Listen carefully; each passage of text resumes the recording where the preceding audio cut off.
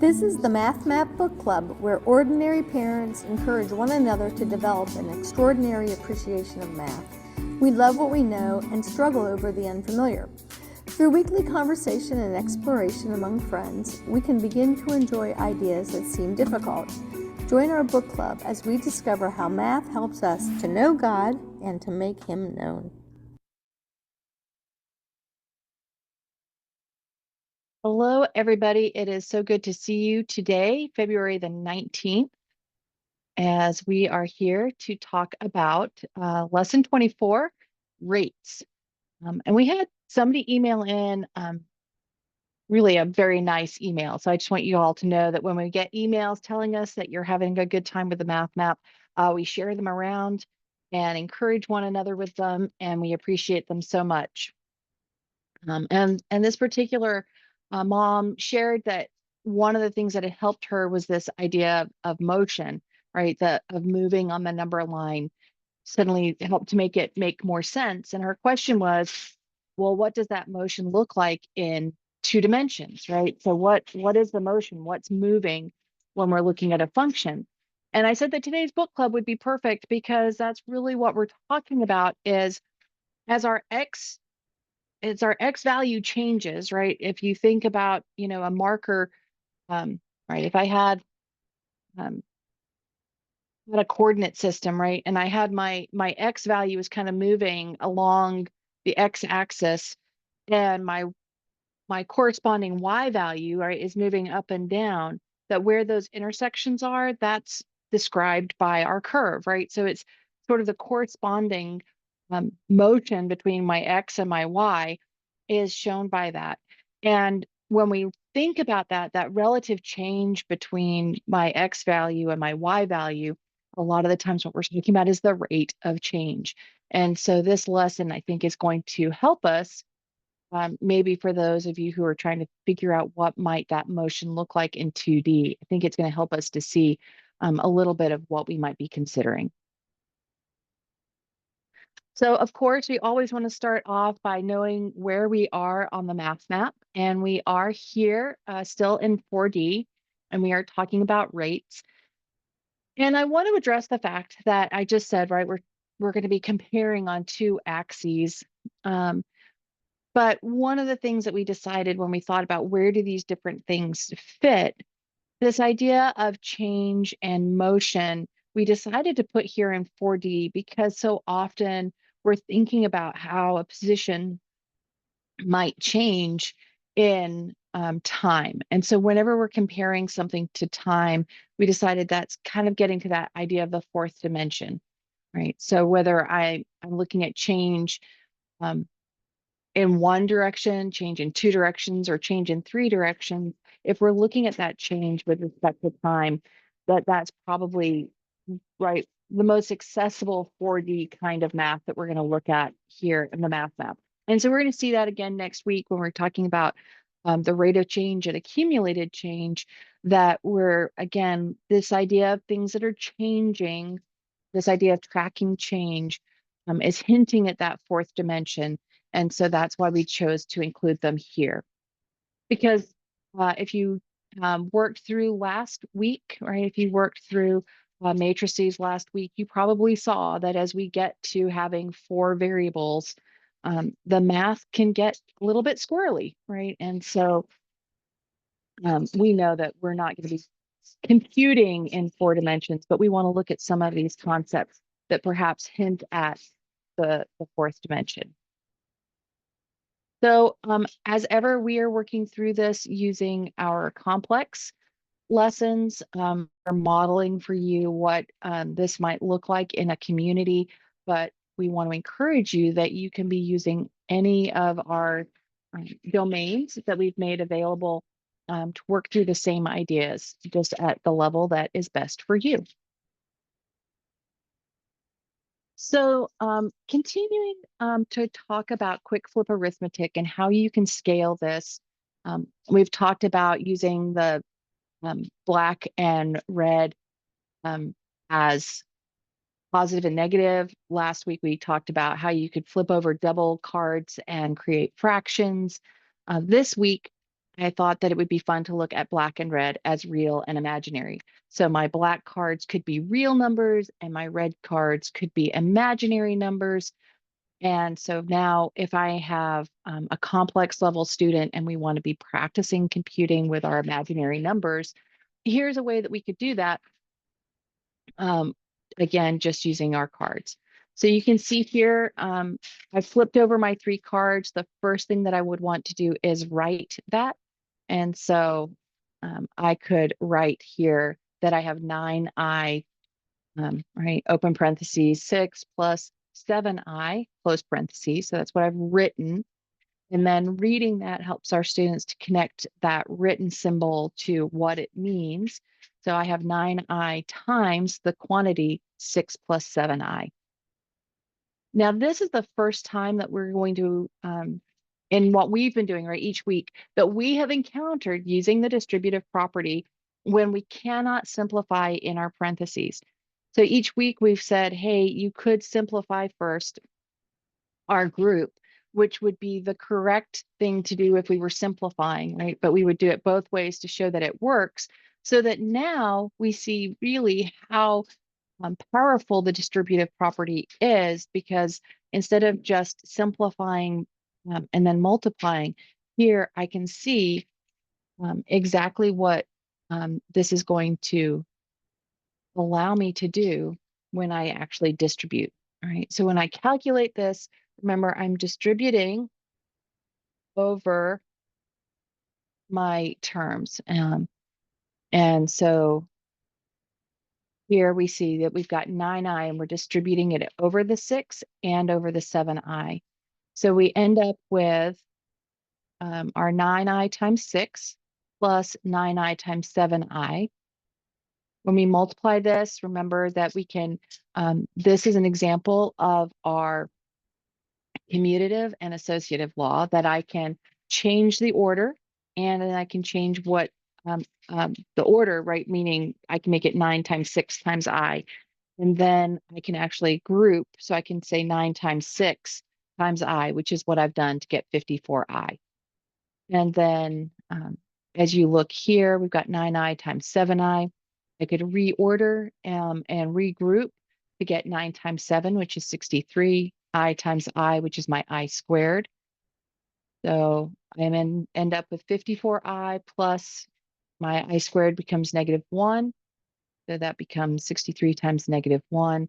And then when I put this into my form, right, remember that generally my complex numbers are in the form a plus bi. And so I want to put my real number first, the -63, and then the 54i. So does anybody have any comments or questions about how we can take this same game that we've been looking at each week, but now adapt that or apply that to complex numbers? Jill and Melba like that red is imaginary, according to the chat. I was going to say, last week in my Challenge 3 class, we talked about arguments of and how the argument of a polar form is theta. And I am so doing this for a review. It's gotta, I have to use this. Yeah, And, I and love keep in this mind, right, we too. can take this because we haven't really talked about all the ways, right? But you could take this and you could flip over, you could flip over 6 cards, right, and make these fractions. You could say, hey, whatever I turn over is going to be tenths if I want to practice with decimals, right? So I can take and adjust this, right, in all these different ways and still say, hey, I'm talking about imaginary. So yes, Veronica, I could write 54i minus 63. Just remember that generally when we're dealing with complex numbers, and if you're not in the complex domain, you have not seen that yet. But generally when we're dealing with complex numbers, we really say it is the real plus the imaginary. And so we would write my real number, the -63 first, and then the 54i. So.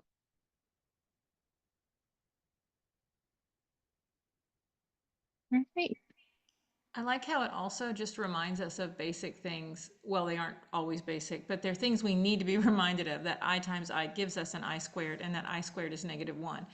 Those are recurring things that are the things that for me, I made a lot of simple mistakes or just not catching the details all my mathematical life in school. So catching those small things and reinforcing those is so awesome with this. Yeah, I love that too, Jill, that right, we can use these games to reinforce and practice. And as moms, right, we can set this up to practice exactly what we want them to practice. All right, so let's go ahead and take a look at our cover. This cover is probably, I think, has been one of our favorite covers consistently when we look at the Math Map team. Oh, I have to turn off my pen.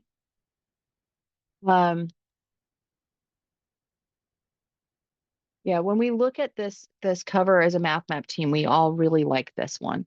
So let's go ahead and what are your thoughts?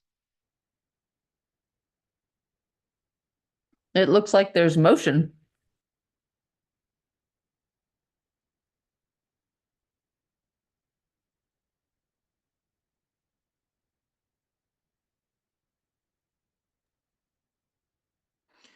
The kids There's in my motion of classes. the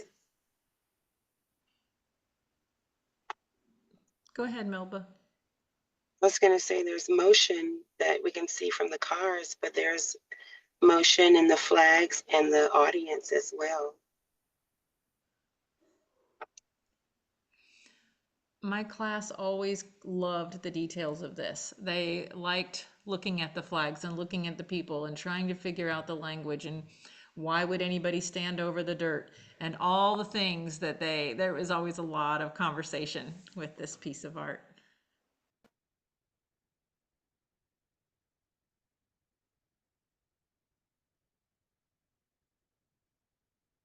So Rachel's made the comment about how boys like this because it's not all flowers, right? And every time I look at this, it makes me think of when Andrew Pudewa talks about right, boys and girls in elementary school drawing, and that girls tend to draw adjectives, and they get lots of feedback from teachers who, oh, that's so pretty, right?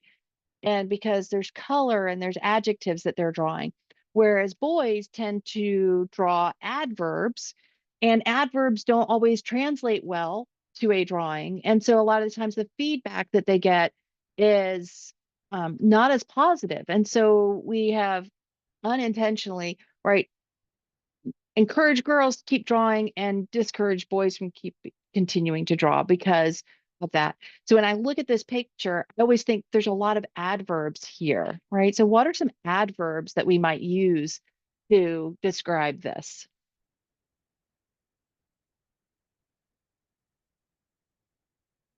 Intensely.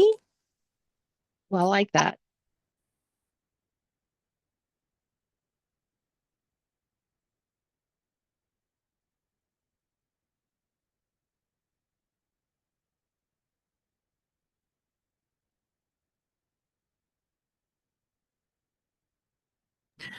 I don't know if this is a great description, but I want to say smoky because, and it might not be smoke, but it looks like the car in the front, he's winning, but it kind of looks like he's smoking. So I don't know if his car's okay or if it's just he's so fast, maybe there's smoke, or maybe it's not smoke, maybe it's something else. With the shadows, it also looks like it might be early in the day or late in the day.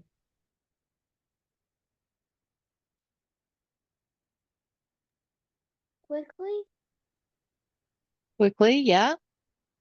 The cars are moving fast.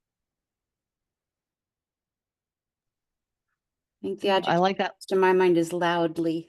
Car races tend to be Loudly. loud. It's a race. So how are the race car drivers behaving?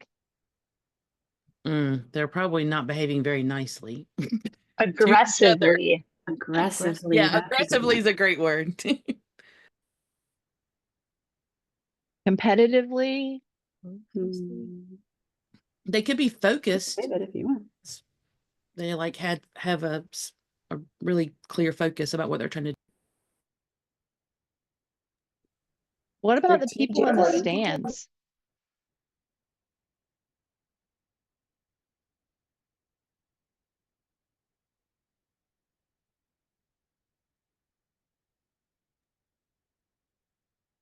So how about the people are screaming excitedly? Good.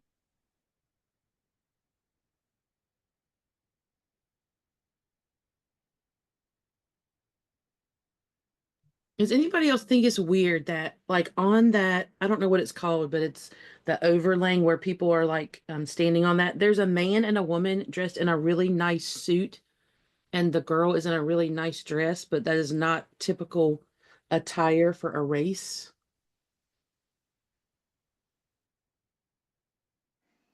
Maybe he owns one of the race teams.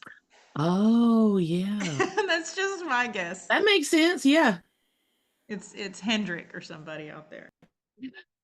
Well, where do we think that this race takes place?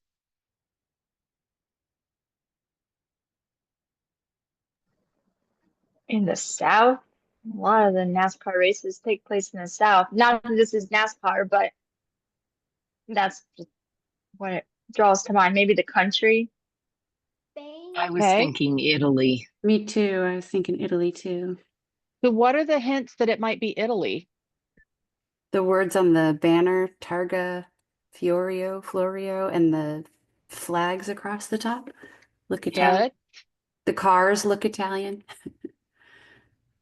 When does it look like this took place? Well, I think that it says 11 May 1958. Okay. Isn't it It's, Maggio? It could be March. Maggio. yeah. I think that would be March. Yeah.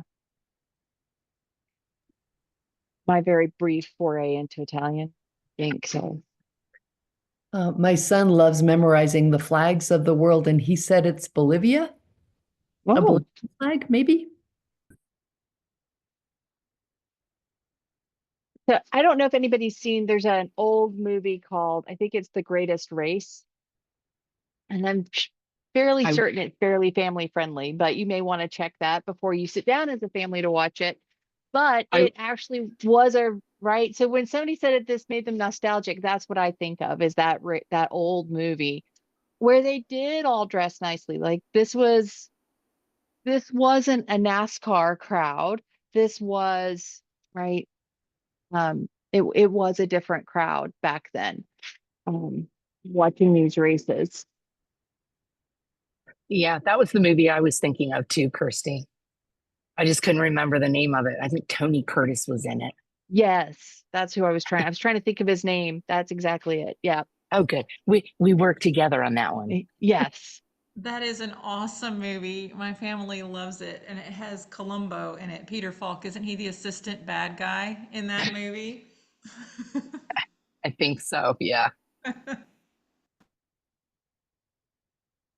So let's think about this because the title of our lesson is rates. So is the car that has the highest speed at any point in the race, is that the car that's going to win? Not necessarily. What's a case? What are some cases, right? We could practice storytelling. Can anybody think of a story that you might tell where a car was the fastest at some point but didn't win? So my dad used to race. Him and his brothers, they had the House Brothers racing team, and they raced stock 4-cylinder. And there was always a team that always won, that always was the fastest, and everybody knew who it was. But they didn't always win because a lot of times they would be so aggressive, they would crash before the race was over. And so they wouldn't always win and they wouldn't make it to the end. So that could be one scenario. Yeah, so that's a great thing to talk about with our students, right? It's kind of a hare and the tortoise kind of a story, right? That hey, you could start off really fast, but if you can't sustain that, right? So when we think about rates, one of the things that we're going to look at over the course of years, right? So it's not that everybody's going to understand this the first year through, but right, that there's a difference between your average rate and your rate at any particular moment. So you could be the fastest car on the track, but if you don't have the fastest average, you're not going to win. Right? So there's a lot of fun things that we can talk about with this piece of art. And I don't know what's happened to our timer, but I'm pretty sure we're out of time. So let's go ahead and look at, oh, it just needed me to click. But let's go ahead and look at our page here. And as we look at our I² page here, let's go ahead and start at the top and compare where we see those colors. There's a, right up here at the top, there's a green, a red, and a blue. So let's compare green, red, and blue, but we can also compare the left and the right, right? So we can compare positive to negative slope. And so what do you see there? What are some things that you could talk about when we talk about comparison?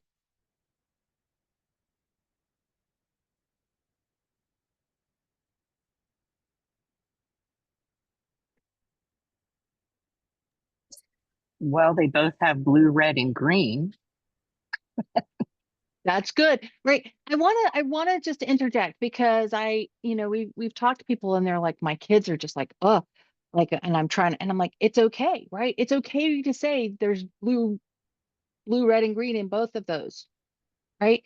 It's okay for them to go, well, it's written in English, right? We want to encourage them to give us anything that they can because we're going to build on that, right? So what are some words that are written there that a student might say, well, it has this word or that word?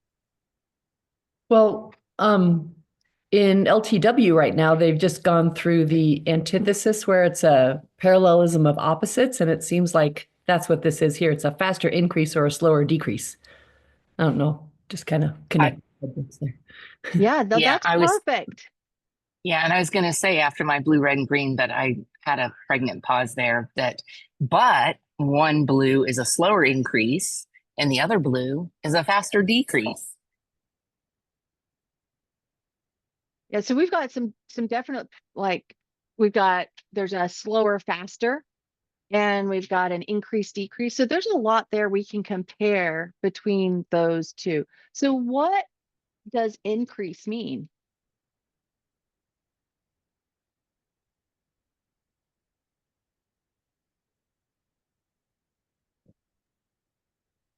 Well, stealing from what is written underneath that plane is forward. So increase can be forward or more.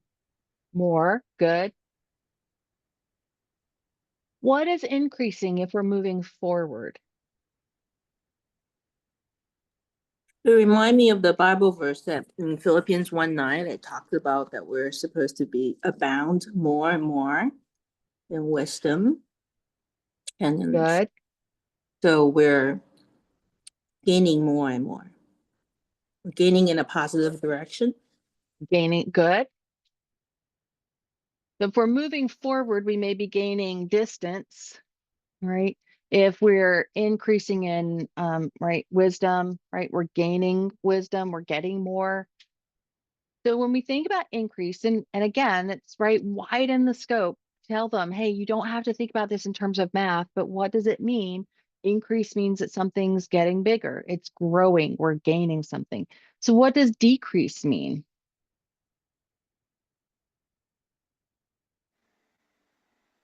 To slow whatever it is that's happening. Okay, so something slowing, okay. decreasing, it's getting Smaller. smaller. Well, if gaining is increasing, then decreasing could be losing something. Yeah.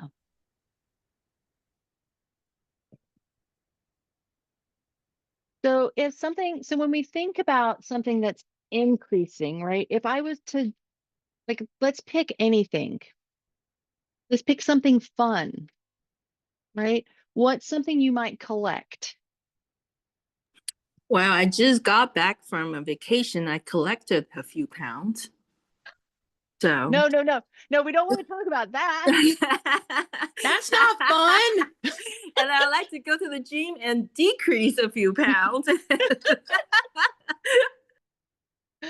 Yes, but that's not a happy, right? No. I was gonna say Um, I was gonna say the same thing, but when she said it was fun, I was like, well, that's not fun. I'm not gonna share that. Your team did it for me, so. how about something You're you might welcome. collect on your trip? Like, if you went to the beach, what's something you might collect at the beach? Lots of sand. Seashells? Sand, seashells, right? So let's say we're seashell collectors, right? And so I'm walking down the beach at high tide, right? So we're on high tide, and I'm putting shells in my bucket. Usually at high tide, for those of you who have walked on the beach, is that a good time to find shells or a not so good time to find shells? Not a good time. Usually not a good time, right? So I'm picking up my shells, right? I'm gaining the number of shells I have is increasing over time. So if I was to be graphing this, right, and I said, okay, on my horizontal, notice that that's time, and my vertical is my number of shells. So I'm putting into my bucket shells. Well, then I go back 6 hours later, and it's now low tide. Is that a better time to collect shells? Usually, right? Because as the tide moves out, stuff gets left behind. And so now um, there's a lot more shells. So now, am I getting more shells with every step I take than I did the first time? Yeah, right. So now where maybe it took me, and I'm going to use steps, right? Or I could use a measure of time, right? So let's say every minute I picked up 10 shells at high tide. Well, when I go back at low tide, I'm picking up maybe 25 shells every minute, right? So that's where I'm now, right? Am I getting more shells per minute? My increase is faster. And so that's what those graphs are showing us there, right? Is that increase, right, is how many, right? I'm increasing, I'm getting more shells. But then I can compare by saying, hey, I'm getting more shells faster. And that's why we have that faster increase, because we can show, let me just change this to the pen, right? So at any point in like time, right? So let's say this is in 10 minutes, right? At high tide, right? I maybe had only picked up, right, 20 shells, but at low tide, maybe I picked up 50 shells, right? And so that value is higher. And so that's what we're looking at here when we talk about faster increase and slower increase. Now, let's think about, I go out with my bucket, and now maybe the next day, I'm not picking up shells, but instead I'm building a sandcastle. And I know that to build my sandcastle, wet sand is better. And so now I'm using my bucket to pick up some water, right, and move it and dump it in my hole to make nice wet sand to build my sandcastle, right? But picked up a really pokey shell and it made a small hole in my bucket. And so as I carry my bucket of water from the ocean to my hole where I want to dig some sand, what's happening to the amount of water in my bucket?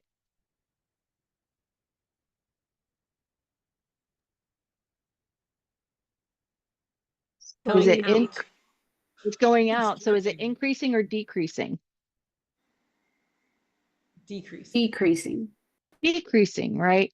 Now it's a small hole, and so I'm moving it back, and it's a small hole, so it's decreasing, but it's decreasing kind of slowly. So as long as I walk fast enough, I still have a good bucket full. Well, then, right, because we're having lots of fun, um, put the bucket down, and then one of my children like accidentally falls against the bucket, right? And they crack the bucket, right? Now it'll still hold water, but now there's not just a little hole in the bucket, there's actually a crack down the side. So do you think I'm gonna lose water faster or slower with a crack in the side? Faster. Faster, right? So now we can look at our lines here and we can go, okay, so this is the hole in the bucket. This is the split in the bucket, right? So those are some things, right? And now notice we weren't really talking about math here, right? We're just asking our kids to think about what does increase and decrease mean? What does faster and slower mean when we're talking about that, right? And we're telling stories. And so I want to encourage us that especially in this lesson, there's so many word problems in this lesson because we're looking at things that are actually changing. I just want to encourage us that when we're engaging them, you don't have to actually notice anything about the slope being a greater slope or a lesser slope, right? But we can still talk about what do these words mean and have a really rich conversation that then maybe we can come back and tie back into this, right? So I want to encourage you to, right, when we're looking at these pages, to think about what are the skills that we're practicing. And there are invention skills. So comparison, definition, right? So we can talk about what does it mean to increase? What does it mean to decrease, right? Defining those terms, comparing, right, those terms by using faster or slower, right? Those are words that are going to help us to compare increases. So there's comparison words in the fact that we're comparing. So I just want to encourage you to remember that what we're looking at on this page is not necessarily the math ideas, but it's really looking at practicing those skills of invention, so our common topic questions. That storytelling is so valuable. The first time that I looked at these with the increasingly increasing it was a lot to wrap my head around.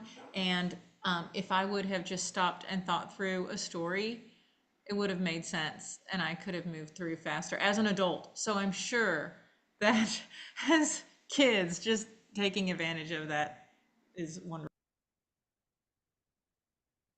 Yeah, Jill, sometimes we get caught up on the idea that we're supposed to be looking at this from a math perspective, and we stop remembering that we actually know something about these words because we think that there's some magical math meaning. And a lot of the times they're just the words that we already know. And so we just want to really help encourage our kids, right? So, and Rachel, I love that, right? That if we're thinking about something being lighter and heavier, that's another way we could think about this, right? Instead of this, if this was vertical motion, what things might rise more quickly, what things might rise more slowly, right? And so that's where your heavier and lower is a perfect example of that. So, all right, so let's go ahead and look at our memoria and arrangement page. What are some things as we look at this, right, that we could name, right, to help our students remember memoria, our skills are our names, and then we're going to look at arrangements. What are some things that we could name or things we could attend to or something you might like to memorize on this page?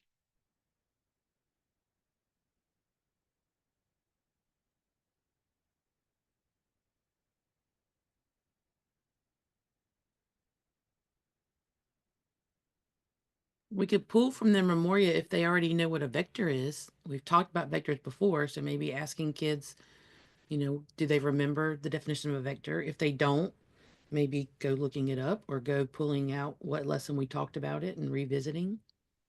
Good.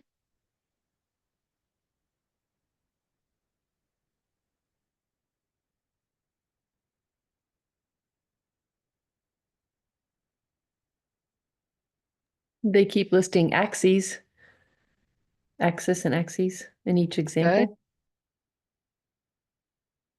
I think So I I could maybe, see the triangle. It's like from the notation flashcard. It means change, delta. good.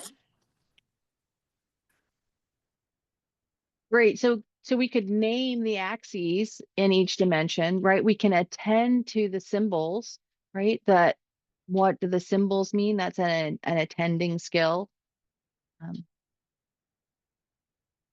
What might be something, if you had to pick one thing from this page to memorize, what might be something to memorize from this page?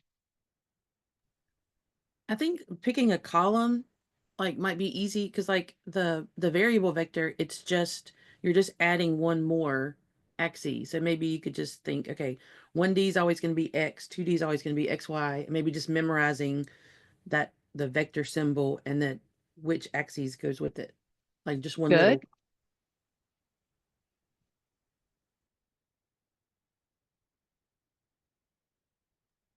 If you memorize that one, then the constant vector is not that hard either. Because it's again, you've got your oh gosh, it went out of my head, but you're still only adding one variable each time. Which is really fun to show your Challenge A class because they get discouraged initially when they look at it, but then you just slow down for a second and they're like, oh, okay, I guess it's not that hard. So Rachel, that's a great example of how this arrangement helps us to memorize, right? Because when we look at the arrangement is helping us to see that pattern. And then we go, oh, well, I could do that. So that's a great point, right? And so that's helping our students to see, right, that arrangement is putting things into context. And when we arrange things, right, I could have had flashcards that had all of these pieces independently, but by arranging it this way, we see the pattern, and the pattern is going to help us to remember. Good. I really like the example of the gymnast. It really helped us to really, just mentally imagine what 3D and 4D looks like. I have a daughter that practice gymnastic. I think this resonate with her very well. Oh, good. Yeah, we tried to come up with some examples that would be persistent, right? That we could show. And so when we came up with our gymnast, that was a fun one to come up with. So this, I just want to point out too, that this page here that we're looking at, right?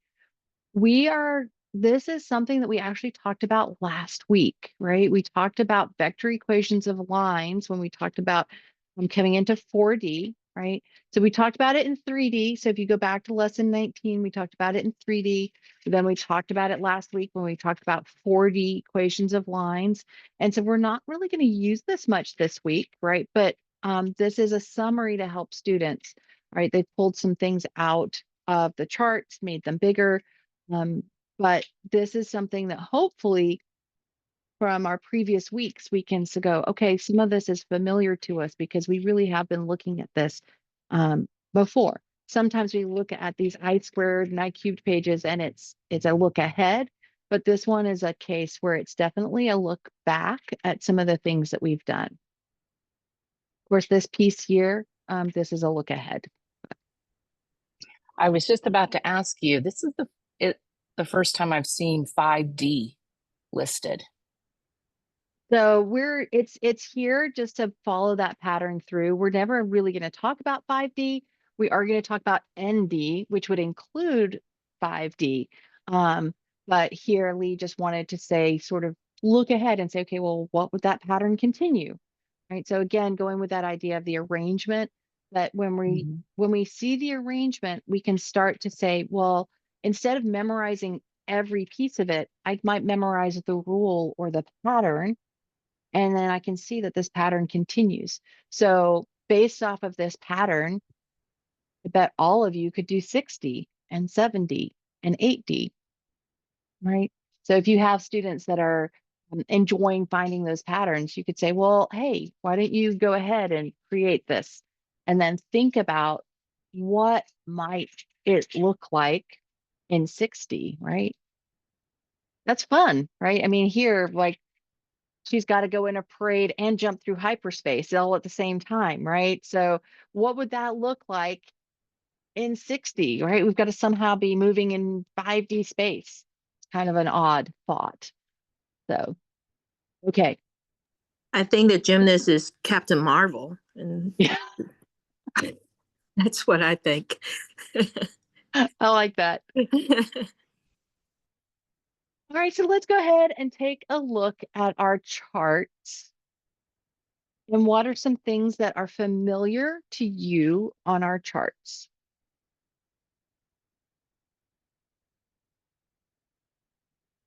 We just saw several things from the iPages that are on the chart. So at least they're familiar. They're in that short-term memory. We just saw them.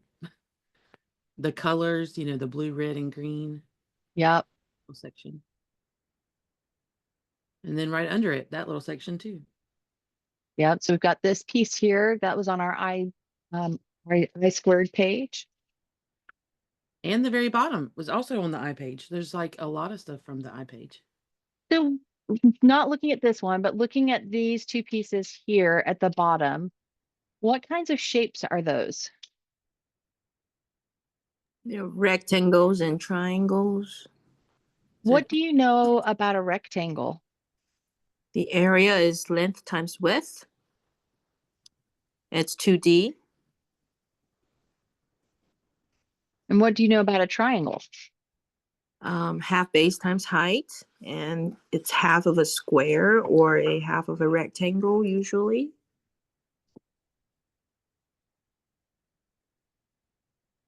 In this case, is a right angle triangle, so it has to have a 90 degree. So Excellent. So I want to point this out to you because this here is a little look ahead to integral calculus in lesson 26, right? And so as we look at this, right, that's what we're taking this lesson and we're going to kind of use some of these ideas in 25 and 26, and you're going to see how these lessons really do fit together to build an understanding of what we're looking at in those weeks. But notice that it's built off of things that we're familiar with, right? The rectangle and the triangle. It's even our Challenge A students, if they've come up through foundations, should be familiar with the area of a rectangle and the area of a triangle, right? That's something that's familiar to them if they've been in foundations before. What are some things on this page or on these charts that is unfamiliar to you or that you might like to learn more about?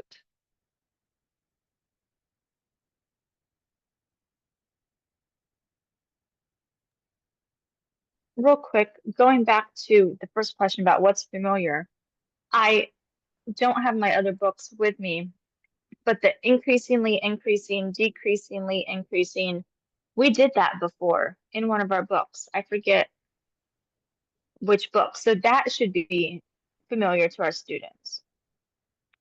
Yes. So all of these graphs, what dimension are all of these graphs in?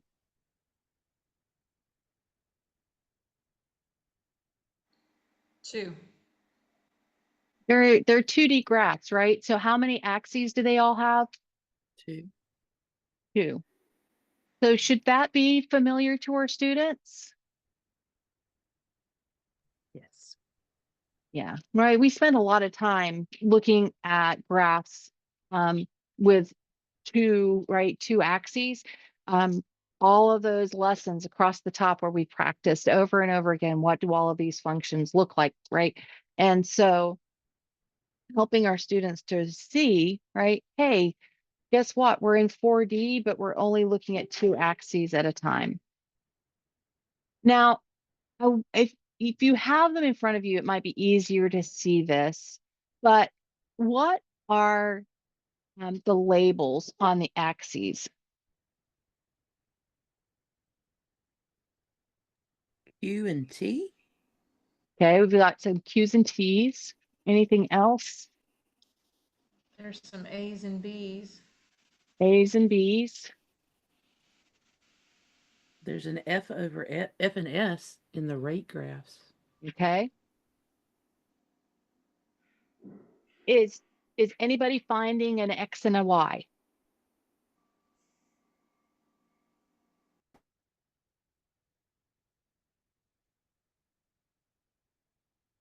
I don't think so.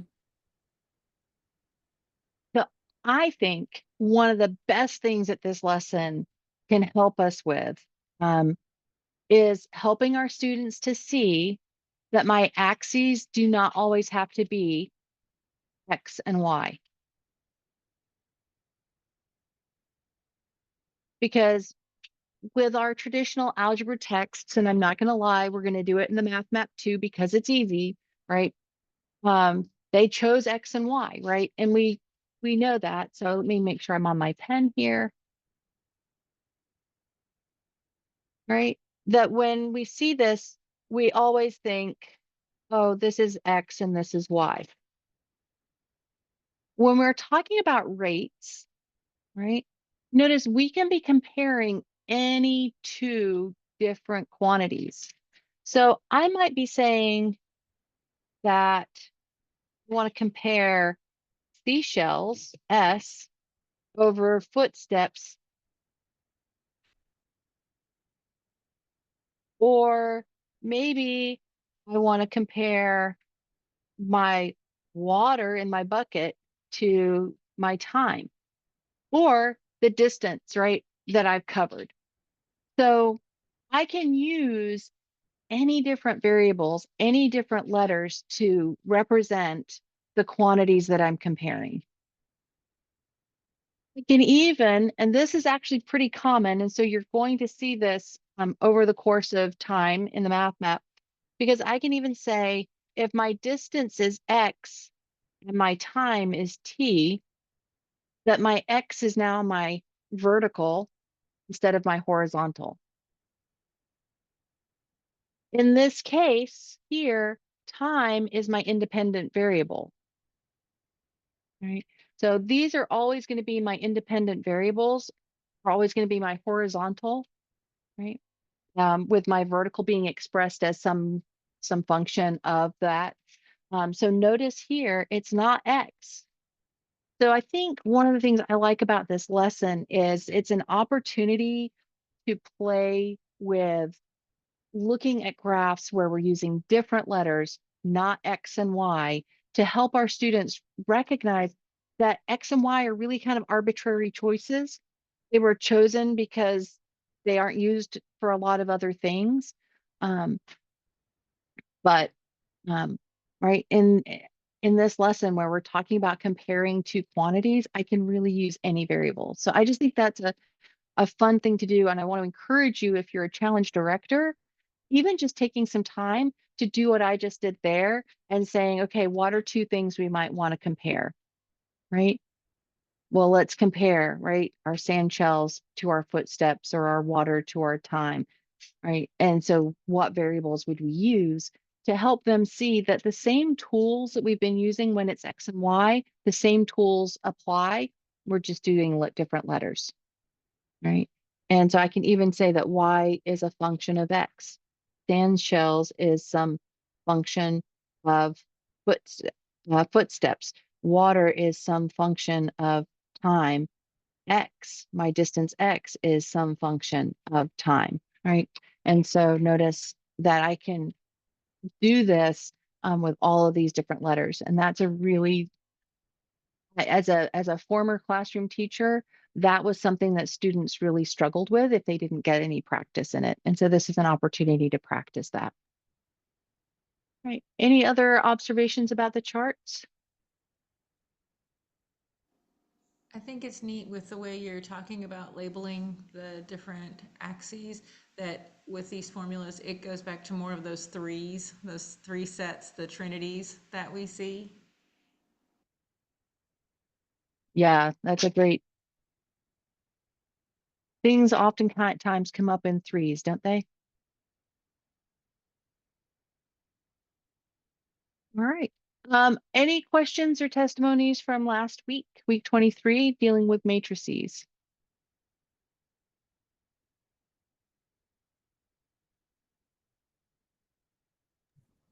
Not from matrices, but this past week we did 21.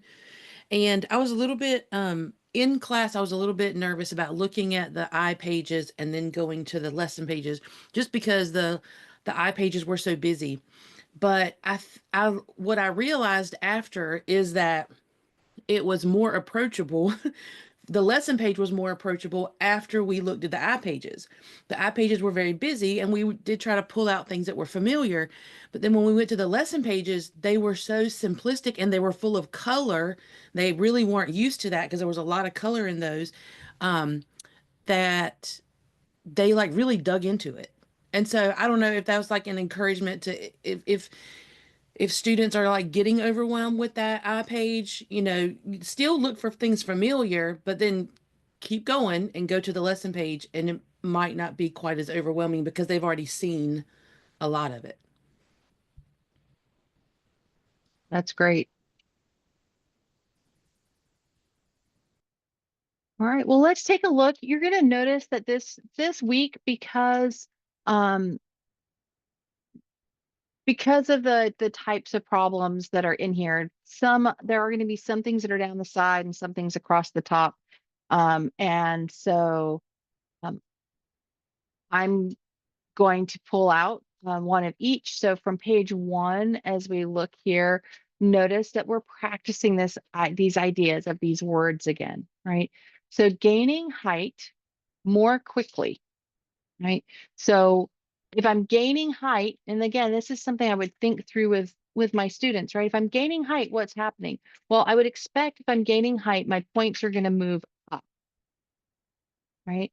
Well, and if it's happening more quickly, then just, again, don't necessarily look at the graph. Well, over the first minute, maybe I went this far, but maybe in my second minute, I went farther. And my third minute, right?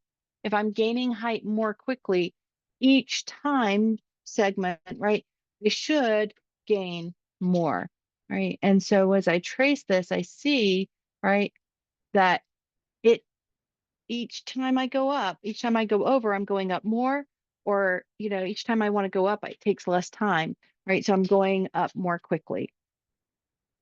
So then if we think about gaining height, but less quickly, right? I'm still wanting to go up, but maybe the first time I gain this much height, and the second time I only gain this much, and the third time this much, right? So I gained, but over my next time I gained a little less. And then I gained a little less, and I gained a little less. So you could think about this with your students, right? What are some things that maybe gain height more quickly?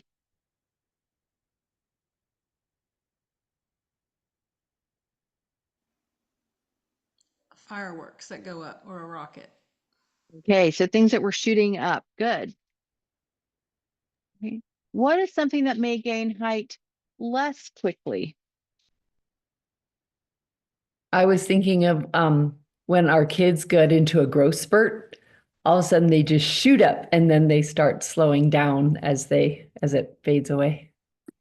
Yeah. That was my thought, is kids grow quickly and adults do not.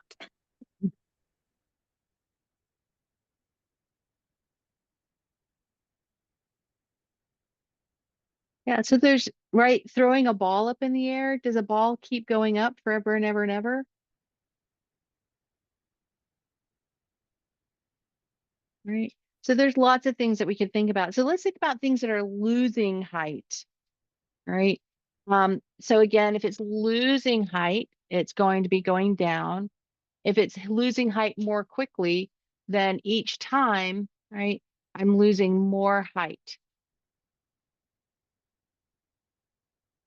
And here I'm losing height, so I'm going down, but less quickly, right? So if I lost this much, then this much, then this much, then this much, right? If these represented a plane, who wants to be on the top plane and who wants to be on the bottom plane?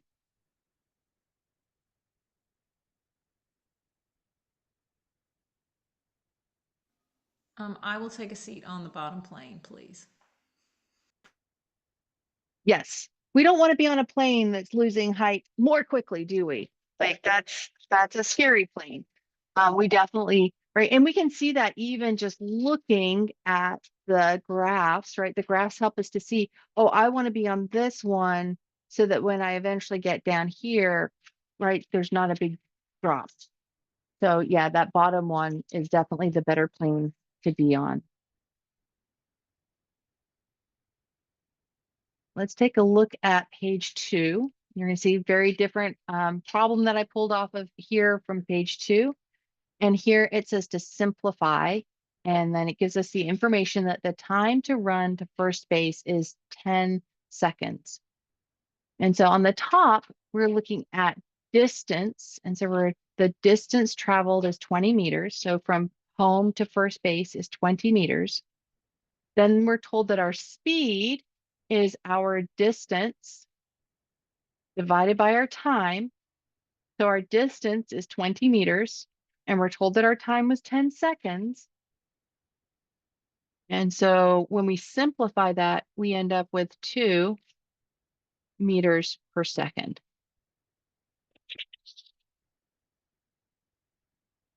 Now, this may feel like a new word, this idea of distance and displacement, right?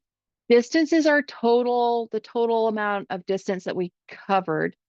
Displacement, if you think about it as, right, it's out of place. So how far out of place am I from the origin? So in this case, first base is still 20 meters from the origin, right? My displacement is the same as my distance. My speed was distance, velocity is displacement, right? And so now here, displacement over time, 20 meters over 10 seconds is 2 meters per second. And so we're asked to compare our speed and our velocity, and in this case, they're equal. Do you think that they're always going to be equal?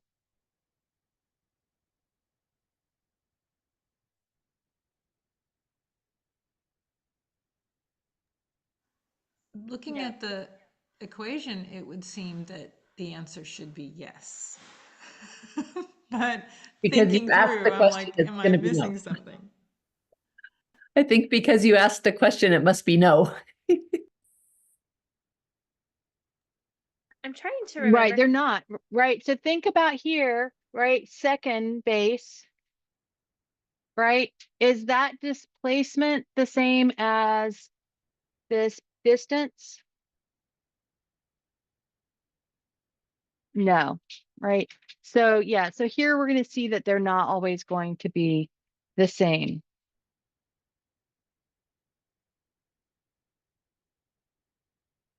All right, so you'll get to play with that and see that distance is a scalar and displacement is a vector. So we're still practicing our logic catechism. We're still reminding our students at the end of our classes, at the end of our seminars, that we have all of these great resources. And I need to take this call from my daughter. So I'm going to pause myself for a minute. And if you have some questions, please ask Babs, and then I will jump back on. I will not answer them, and I will defer them to Kirsty when she gets back. No. Or if you have anything you want to share, I mean, any testimonies or questions about logistics. I'm still kind of looking at the distance versus displacement. And so I'm wondering, is the difference that displacement is always from the origin, but distance could be from any point?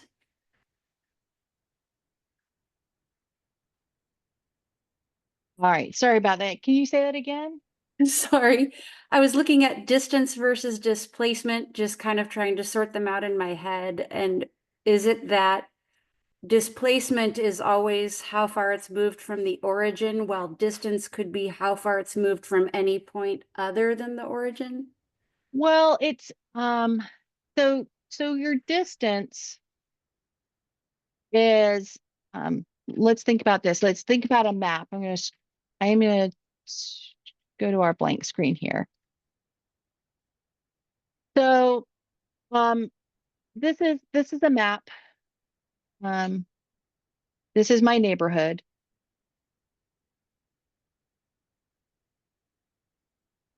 And here's the math map, right? So I live about here. This is my house. So the distance I travel to go from my house, right? I have to go out to the exit road, then I have to drive across this road, go up here, turn left, turn right, and then I can park at the math map. Right. So let's say that that distance is 5 miles, right? I have to stay on the roads. My displacement, right, is this. This is my displacement. I am now, maybe I'm only 3 miles. And remember, displacement, it's a vector. So I would probably say I'm 3 miles north of my house when I'm at the math map. That is Okay. different to the distance that I had to drive to get there. Okay, so the distance is like how far you have to drive or walk versus displacement, kind of like as the crow flies. Yes. Okay, thank you. I think that You're should be welcome. the definition. I think we need to change the definition to what she just said. As the crow flies is this one. Yeah, I like that one. Happy to clear that up.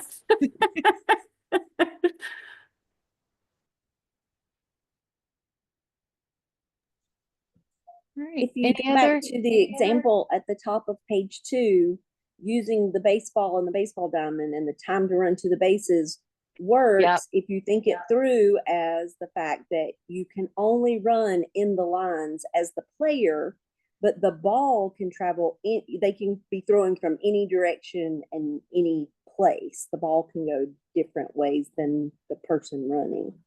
Yes. Yep. I like this page too because I remember my kids always having trouble with these kind of rates.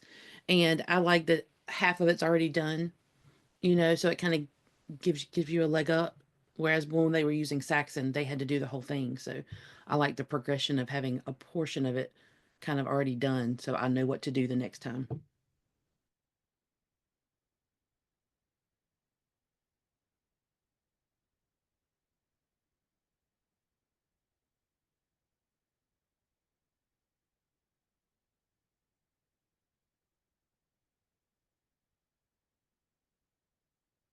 All right. Any other questions?